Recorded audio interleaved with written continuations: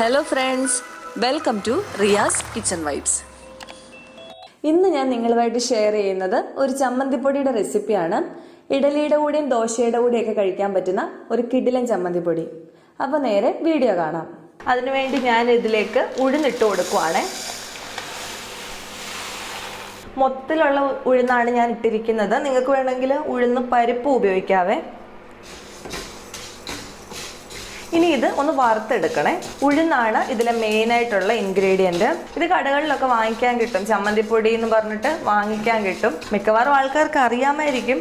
എൻ്റെ ഹസ്ബൻഡിൻ്റെയൊക്കെ ഒരു ഫേവറേറ്റ് ആയിട്ടുള്ള സാധനമാണ്. ഇതിങ്ങനെ തയ്യാറാക്കി വെക്കുവാണെങ്കിൽ ഇപ്പം ധൃതിയാണെങ്കിൽ രാവിലെ ഇതൊന്നും ഉണ്ടാക്കാനായിട്ട് പോകേണ്ട കാര്യമില്ല. ചമ്മന്തി, സാമ്പാർ ഇതൊന്നും ഉണ്ടാക്കാൻ പോകേണ്ട കാര്യമില്ല. ഇത് കൂട്ടിയിട്ട് കഴിക്കാൻ പറ്റും. ഇതൊന്ന് ലേശം ഒന്ന് ഫ്രൈ ആയിട്ട് വരട്ടെ. എന്നിട്ട് വേണം അതിലോട്ട് മുളകൊക്കെ ഇട്ട് കൊടുക്കാനായിട്ട്. ഇപ്പോൾ ഇതൊന്ന് ചൂടായി വന്നിട്ടുണ്ട്. ഇതിലേക്ക് വറ്റൽമുളക് ഇട്ട് കൊടുക്കാം. ഞാനിവിടെ 20 വറ്റൽമുളകാണ് ഇട്ട് കൊടുക്കുന്നത്. ഇതുകൂടെ കൂട്ടിയിട്ട് ഒന്ന് വറുത്തെടുക്കാം. ഒരു പിടി കറിവേപ്പില ചേർത്ത് കൊടുക്കുന്നുണ്ട്. 3-4 തണ്ട് ഇട്ട് കൊടുക്കാം. അത് നിങ്ങളുടെ ഇഷ്ടമാണ്. കുറച്ചുകൂടെ വേണമെങ്കിൽ കൂട്ടി കൊടുക്കാം. നല്ലൊരു സ്മെല്ലൊക്കെ വരാൻ തുടങ്ങിയിട്ടുണ്ട്. പിന്നെ ഇതിലേക്ക് കായം ചേർക്കുന്നുണ്ട്. കായം ചേർക്കുന്നവരെ കട്ടക്കായമായിട്ടാണ് ചേർക്കുന്നതെങ്കിൽ എന്ത് ചെയ്യേണ്ടതെന്ന് വെച്ചാൽ, നമ്മൾ ആദ്യം ചട്ടി വെച്ചിട്ട് അതിലേക്ക് കുറച്ച് എണ്ണ ഒഴിക്കണം. എന്നിട്ട് ആ എണ്ണ ചൂടായി വരുന്നതിന് മുമ്പ് തന്നെ ഈ കായത്തിൻ്റെ കട്ട അതിൽ ഇട്ട് കൊടുക്കണം. എന്നിട്ട് അതൊന്ന് മയപ്പെടുത്തി എടുത്തിട്ട് വേണം ഈ കൂട്ടത്തിൽ ചേർക്കാനായിട്ട്. ഞാൻ പക്ഷേ ഇവിടെ കായത്തിൻ്റെ കട്ടയല്ല ഉപയോഗിക്കുന്നത്, കായത്തിൻ്റെ പൊടി തന്നെയാണ് ഉപയോഗിക്കുന്നത്. അതുകൊണ്ട് അതിപ്പോൾ ചേർക്കണ്ട. നമ്മളിത് വാങ്ങിയിട്ട് തണുക്കാനായിട്ട് വെക്കുമല്ലോ, ആ സമയത്ത് ഇതിലേക്ക് ഇട്ട് കൊടുത്താൽ മതി. മുളക് ഒന്ന് മൂത്ത് വരണം. മൂത്ത് വരിക എന്ന് വെച്ചാൽ നമുക്കിത് കൈ കൊണ്ട് തൊട്ടാൽ അത് പൊടിയണം, ആ ഒരു പരുവാകണം. ഉഴുന്ന് നന്നായിട്ട് ചുമന്നും വരണം. ഉഴുന്ന് ചുവന്നാൽ മാത്രമേ നമ്മുടെ ഈ പൊടിക്ക് വരികയാണെങ്കിൽ കളർ കിട്ടത്തുള്ളൂ, ചുമന്ന കളറിൽ ഇരിക്കുകയുള്ളൂ. അല്ലെങ്കിൽ വെളുത്തിരിക്കുവേ. കറിവേപ്പിലയൊക്കെ വാടിയിട്ടുണ്ട്. ഈ മുളകെ ചിലപ്പം ഞെട്ട് കാണും, അത് പൊട്ടിച്ചിട്ടൊന്നും ഇടാൻ പോകണ്ട, അതുപോലെ തന്നെ ഇട്ട് കൊടുത്താൽ മതി. പൊടിക്കുന്ന സമയത്ത് അതങ്ങ് പൊടിഞ്ഞ് ചേർന്നോളുവേ. എനിക്കിവിടെ കിട്ടിയേക്കുന്ന മുളകയിൽ ഞെട്ടെല്ലാം മാറ്റിയിട്ടാണ്, അതുകൊണ്ടാണ് ഇങ്ങനെ ചേർത്തത്. ഉഴുന്ന് കുറച്ചുകൂടെ ഒന്ന് ചുമക്കട്ടെ. ഞാൻ തീ വളരെ കുറച്ച് വെച്ചിട്ടാണ് ചെയ്യുന്നത്. ചുമന്ന് വരുന്നുണ്ട്, ഒരു കുറച്ചുകൂടെ ഒന്ന് ചുമന്നോട്ടെ. ഞാനിപ്പോൾ ഇത് വളരെ ചെറിയ അളവിലാണ് കാണിക്കുന്നത്.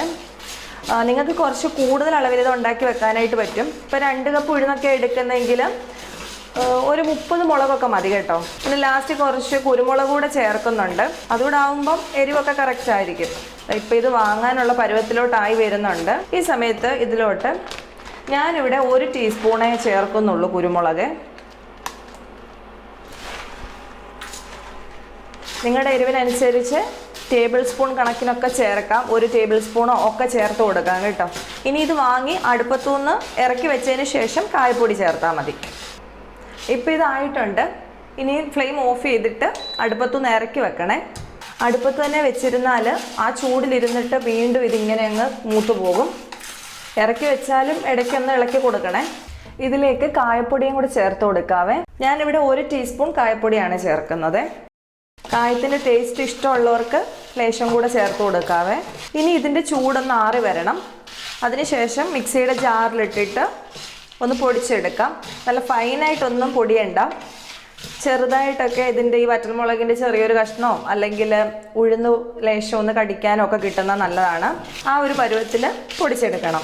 ഉപ്പ് ചേർത്തിട്ട് വേണേ പൊടിച്ചെടുക്കാനായിട്ട്. ഇനി ഇപ്പോൾ ഇത് ആറിയിട്ട് പൊടിച്ചെടുത്ത് കാണിക്കാവേ. ചൂട് പോകുന്നത് വരെ ഇടയ്ക്കൊന്ന് ഇളക്കി കൊടുക്കണം. ഇപ്പോൾ ഇത് പൊടിച്ചെടുത്തിട്ടുണ്ട്. ഇനി എല്ലാം കൂടെ നന്നായിട്ടൊന്ന് മിക്സ് ഒക്കെ ചെയ്ത് കൊടുക്കാം. ഉപ്പൊക്കെ ആവശ്യത്തിനുണ്ടോ എന്ന് നോക്കാം. പിന്നെ ഇത് നനവില്ലാത്ത ഒരു കുപ്പിയിൽ അടച്ചു വെച്ചാൽ മതി. ആവശ്യമുള്ള സമയത്ത് വേണ്ടതെടുത്ത് വെളിച്ചെണ്ണ ചാലിച്ചിട്ട് കഴിക്കാവുന്നതാണ്. കഴിക്കാൻ എടുക്കുമ്പം ആവശ്യത്തിനുള്ള ചമ്മന്തിപ്പൊടി എടുത്തിട്ട് ഇതുപോലെ വെളിച്ചെണ്ണ ലേശം ചാലിച്ച് ഈ രീതിക്കാണ് കഴിക്കേണ്ടത്. സൂപ്പർ ടേസ്റ്റുള്ള ഒരു ചമ്മന്തിപ്പൊടിയാണ്. എല്ലാവരും ട്രൈ ചെയ്ത് നോക്കുക. പിന്നെ എരിവൊക്കെ നിങ്ങളുടെ ഇഷ്ടത്തിനാണ്. കുരുമുളക് ഞാൻ പറഞ്ഞ പോലെ 1 ടീസ്പൂൺ ആണെങ്കിൽ കറക്റ്റ് ആയിരിക്കും. നിങ്ങളൊന്ന് പൊടിച്ചെടുത്തിട്ട് ടേസ്റ്റ് നോക്കിയതിന് ശേഷം എരിവ് കുറവാണ് നിങ്ങൾക്കൊന്ന് തോന്നുന്നുണ്ടെങ്കിൽ പിന്നെ കുരുമുളക് ചേർത്ത് കൊടുത്താൽ മതിയേ. അല്ലെ ചിലപ്പം ഭയങ്കര എരിവായി പോവും. ഷെൽഫ് ലൈഫ് നന്നായിട്ടുള്ള ഒരു ചമ്മന്തിപ്പൊടിയാണിത്. ഫ്രിഡ്ജിലൊന്നും വെക്കണ്ട. നനവില്ലാത്ത ഒരു കുപ്പിയിൽ അടച്ച് നന്നായിട്ട് സൂക്ഷിച്ചാൽ മാത്രം മതി. അപ്പോൾ തീർച്ചയായിട്ടും എല്ലാവരും ട്രൈ ചെയ്ത് നോക്കുക. എന്നിട്ട് ഫീഡ്ബാക്ക് പറയണേ. ഇന്നത്തെ വീഡിയോ എല്ലാവർക്കും ഇഷ്ടമായെന്ന് വിചാരിക്കുന്നു. ഇഷ്ടമായെങ്കിൽ ഒന്ന് ലൈക്ക് ചെയ്യണേ. സബ്സ്ക്രൈബ് ചെയ്യാത്ത ഏതെങ്കിലും കൂട്ടുകാർ കാണുന്നുണ്ടെങ്കിൽ ഒന്ന് സബ്സ്ക്രൈബ് കൂടെ ചെയ്യണം. അപ്പോൾ അടുത്ത ദിവസം അടിപൊളി ഒരു വീഡിയോ ആയിട്ട് കാണാം. താങ്ക്